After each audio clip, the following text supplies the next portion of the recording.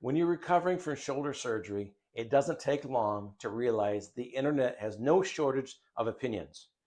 You join a Facebook group, you watch a few videos, maybe a YouTube video, maybe read a blog, and suddenly you're hearing 10 different versions of what you're supposed to be doing, right?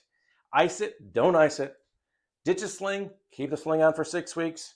Stretch through the pain, never stretch through the pain. Confusing. No wonder why patients feel confused. So I get these questions all the time. Forums, comments, what do I do? They're confused. So in this video, we're going to cut through the noise and talk about how to spot shoulder recovery advice that you should actually ignore, and how to protect yourself from the kind of well-being intentioned guidance that can actually set you back. Hey there, I'm Dr. Dan, orthopedic surgeon who's helped thousands of people recover from shoulder surgery and shoulder recovery. My job is simple here. Cut through the noise so you can heal smarter. Before we go any further, I put together a pre-op shoulder checklist that lays out exactly what to do when you're preparing for surgery, what to avoid in the early weeks. Use the link below. It's free. It'll save you some time and save you from some of the most common pre-surgery mistakes. Okay, let's get into it. Why so much bad advice exists? Most bad advice isn't malicious, it's misplaced. People share what worked for them, and that's kind but dangerous, because shoulder surgery is never a one-size-fits-all, right? If we look at your shoulder, we repaired this little tiny spot right here. That's typical for the repair, but what exactly you had done is different. The procedure is different, the tissue is different, the tear size is different, even your surgeon's technique is all what shapes what the recovery will be like. So when someone says, I was out of the sling in 2 weeks, that's not proof that you should be too. It just means they had a different surgery or a different level of risk tolerance. The bigger problem is how confident some of this bad advice sounds. The louder and the simpler it feels, the more likely it is to spread. Real recovery advice is rarely simple. It's cautious, contextual, and sometimes a little boring because it's based on biology, not bravado. So let me ask you a quick question. What is the worst or most confusing recovery advice you've heard? Maybe from a friend, a forum, YouTube channel, or even a therapist? Drop in the comments below. I'll read them all, and your experiences help shape future videos. Because if it's confusing to you, it's probably confusing to hundreds of other people too. Okay, let's talk about the 3 common types of advice to ignore. 1, ditch the sling early. You'll heal faster. So this one never dies. I've seen posts where people brag about taking their sling off in a few days after surgery because they felt fine. This is a useful piece of equipment. The problem is the sling is protecting stitches and anchors that haven't even begun to solidify.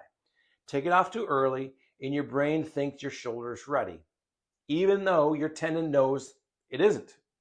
It takes one careless reach for the remote, twist in bed, pull on the repair, and then we could create disaster. The better question is, what is a sling doing for me today? Early on, protection. Later, it's a reminder not to move too much, or maybe a reminder for someone around you not to touch your shoulder. Once your surgeon says it's safe, not before. So number 2, no pain, no gain. You know, in my era, in our generation, the no pain, no gain was typical. However, it's not right. At least it's not right in this situation. This phrase has ruined more recoveries than I can count. Pain isn't proof of progress. It's a signal from healing tissue. You want to challenge, not suffer. Early rehab should feel like effort within comfort, not a daily contest of endurance. When patients push through the sharp pain to get motion back faster, they often end up with more inflammation and slower healing.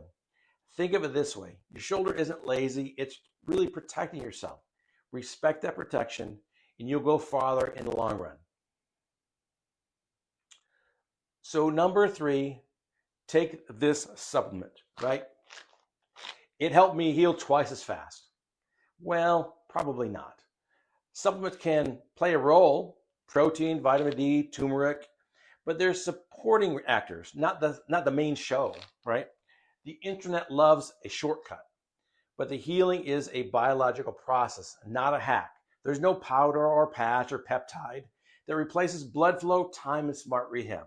If someone says everyone should take this or it'll heal you in half the time, you're looking at probably marketing, not medicine. So let me tell you a short story about Tom. A few years ago, I had a patient, Tom, who had a large rotator cuff repair. Tom was motivated, too motivated actually. He joined a recovery forum, started comparing himself to people who had had a smaller surgery, very similar but smaller. So guess what he did? He decided he was going to move like they moved, and he felt a pop. What happened? He heard a pop and boom, pain.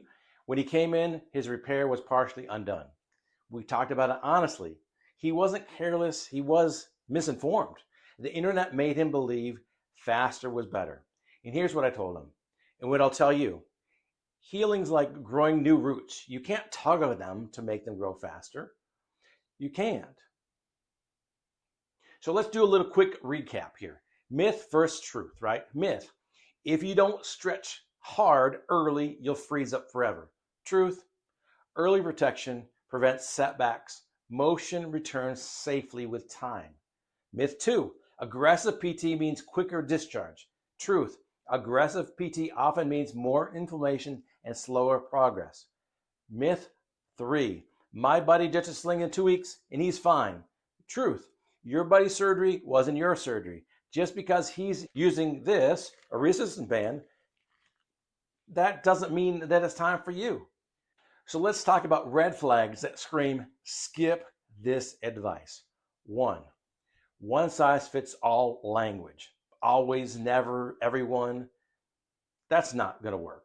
Contradicting your care team. If it goes against your surgeon or your PT, ignore it. Promises of speed or perfection. Heal twice as fast. Guaranteed. No credentials or context. Just a story with no explanation. Not going to work. Red flag for sure.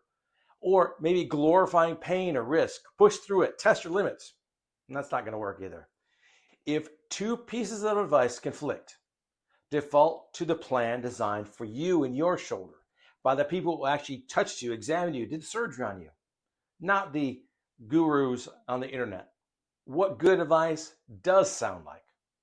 Good advice sounds calm. It explains why, not just what. It starts with depending on your procedure. It doesn't pressure, it informs. Reliable guidance usually comes from professionals, orthopedic surgeons, licensed PTs, or maybe PAs or hospital sites. Mayo Clinic, they probably know what they're doing. They talk about patience, protection, and pacing. 3 words that never trend, but always will win. If advice sounds cautious, details, and maybe even a little boring, that's a sign that it's probably trustworthy. So let's put this all together. As we finish up, you're not failing if recovery seems confusing. You're living in a world where information moves faster than wisdom. Every patient wants to do the right thing, but the system doesn't always make it clear on what that right thing is. That's why I make these videos, to help you separate the noise from knowledge so you can move forward confidently. Your job isn't to master rehab protocols or memorize anatomy. Your job is listen to your body, follow your plan, and let the healing unfold in its timeline. If you do that, you will already be ahead of most people, and certainly ahead of the internet. So if this has helped clear up the confusion, like this video and subscribe so you don't miss the next one. Every week we break down real recovery topics without the noise, without the hype. And remember, your recovery isn't a competition. Slow, steady, and smart always wins. I'm Dr. Dan, and I'll see you in the next one.